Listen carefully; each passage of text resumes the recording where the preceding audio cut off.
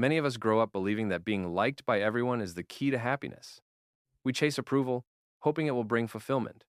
But this pursuit often backfires.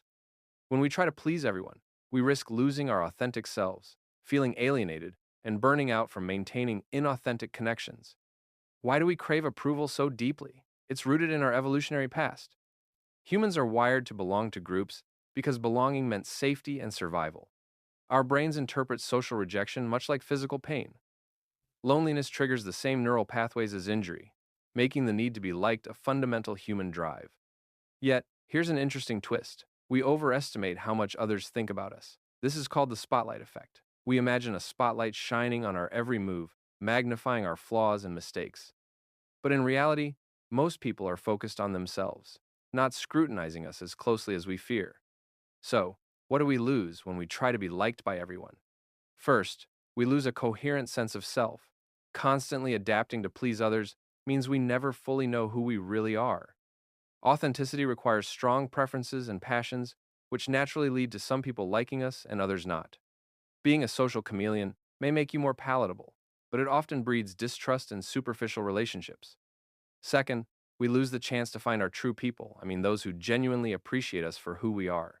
When we wear masks to fit in, the people who would truly connect with us can't see the real us. This creates shallow friendships and leaves us feeling lonely despite being surrounded by people. Third, it's exhausting. Pretending to be someone you're not demands constant self-monitoring and drains your mental energy. You pay a high psychological cost for approval that may never come. Research confirms this. A 2025 study of over 2,000 university students found that higher levels of people-pleasing correlated with lower well-being, greater loneliness, and more emotional distress. The loneliest people are often those trying hardest to be liked. Here's a comforting fact. No matter how kind or talented you are, about 25% of people will never like you. This is called the 25% rule. And according to Stanford professor Bob Sutton, having 10% of people dislike you is actually a sign you're living authentically and passionately. People who are neutral or bland don't inspire strong feelings, whether positive or negative. So, how do we embrace not being for everyone? First, ask yourself, do you like everyone? Probably not. Accepting that it's normal to dislike some people helps us accept that others may dislike us too. Second, remember you're not responsible for managing other people's emotions. Their dislike or frustration is their own to handle, not yours. Third, shift your focus from do they like me to do I like them. This empowers you to build genuine connections based on mutual appreciation rather than desperate approval.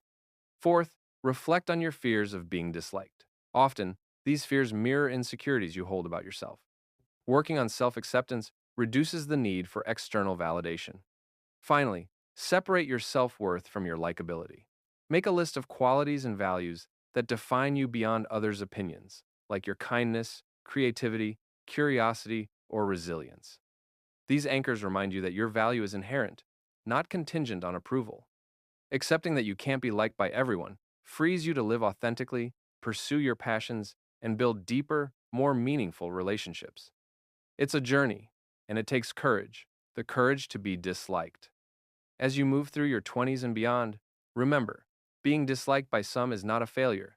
It's a sign you're being true to yourself, and that is one of the greatest freedoms you can experience. Now kindly subscribe because we like you as much.